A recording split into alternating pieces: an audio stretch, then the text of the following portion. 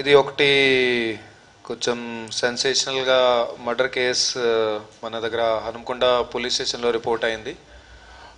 So దానికి సంబంధించి press meet ఇది. ఇది బేసికల్గా ఇంతకుముందు మనకి మ్యాన్ మిస్సింగ్ అని కంప్లైంట్ ఇది వచ్చింది. సో అది ఒరిజినల్గా అది ఎఫ్ఐఆర్ ఉండే. సో అది ఇప్పుడు కన్వర్ట్ అయ్యి అది ఇప్పుడు మర్డర్ కేస్కి కన్వర్ట్ అయింది. సో దీంట్లో బేసికలీగా ఒరిజినల్గా ఏముండేది అంటే సాయి ప్రకాష్ అనే వ్యక్తి ఆయన మిస్ అయ్యిండు, తప్పిపోయిండు. సో ఆయన ఆచూకీ దొరకలేరినట్ల కంప్లైంట్ వస్తే సో దాంట్లో ఇంతకుముందే దర్యాప్తు మొదలు పెట్టినాము.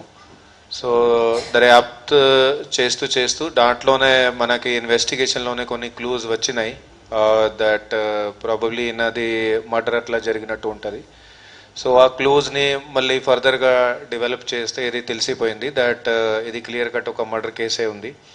సో ఆ మర్డర్ కేసులో వచ్చేసి ఇప్పుడు 6 నిందితులు ఎవరైతే ఉన్నారో వాళ్ళని కస్టడీలోకి తీసుకోవడం జరిగింది.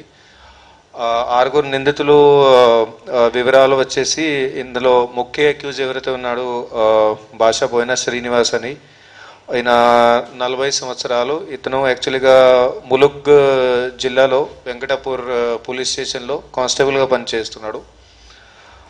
అట్లాగే సెకండ్ అక్యూజ్ ఎవరైతే ఉన్నాడు దివిలి సాయి అని, ఇతనిది 27 సంవత్సరాలు.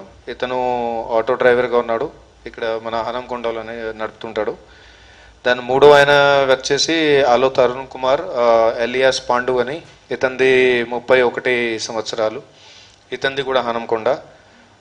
4వ ఆయన వచ్చేసి అఖిల్ నాయక్ అని ఉన్నాడు, సభావత్ అఖిల్ నాయక్. ఇతనిది ఖానాపూర్ మండల్ ఉంది. ఇతనిది కూడా 31 సంవత్సరాలు, కార్ డ్రైవర్గా పనిచేస్తాడు.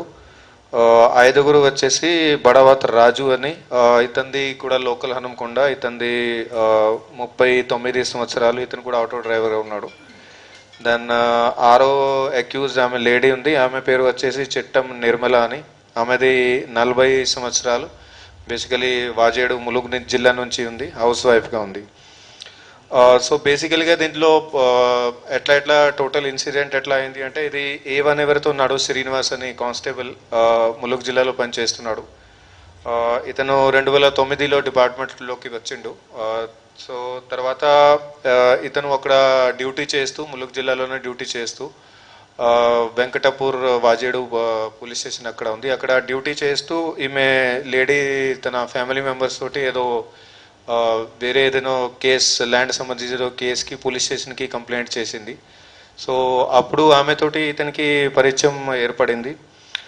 సో ఆ పరిచయం ఏర్పడిన తర్వాత ఇతను అట్లాగనే కంటిన్యూ చేసిండు. సో కంటిన్యూ చేస్తూ అలాది ఏదో ఫిజికల్గా కూడా సెక్సువల్గా కాంటాక్ట్ అది కూడా డెవలప్ అయినట్టు ఉంది.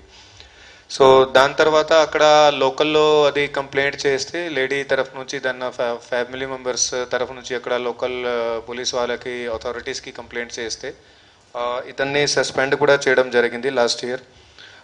తర్వాత లాస్ట్ ఇయర్ డిసెంబర్లో అది సస్పెన్షన్ రివోక్ అయ్యి అప్పటి నుంచి ములుగ్ వెంకటాపూర్ పోలీస్ స్టేషన్లో పనిచేస్తున్నాడు.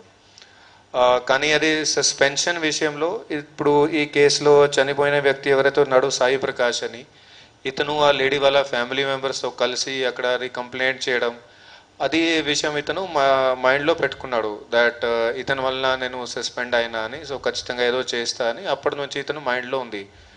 సో అదే నేపథ్యంలో ఇప్పుడు ఇదే నెల 15వ తారీఖు నాడు నిర్మల ఎవరైతే A6 ఉన్నది ఆ లేడీ, ఆమె వాళ్ళ ఫ్యామిలీ మెంబర్స్లో దూరంలో ఎవరోకి ఇది మెడికల్ ప్రాబ్లం ఉంటే వాళ్ళు ఇక్కడికి రావడం జరిగింది, మనది వరంగల్ జిల్లాకి. సో ఇక్కడికి దాంతోపాటు ఈయన డిసీజ్ ఎవరైతే ఉన్నాడు సాయి ప్రకాష్, వాడు కూడా విదేశాల్లో ఉన్నత విద్యను చదువుకోవాలని అనుకుంటున్నారా? అయితే వెంటనే ఫ్లైగ్రాడ్ ఓవర్సీస్ ఎడ్యుకేషన్ కన్సల్టెన్సీని సంప్రదించండి. మీ విదేశీ కలలను సాకారం చేసుకోండి. ఫ్లైగ్రాడ్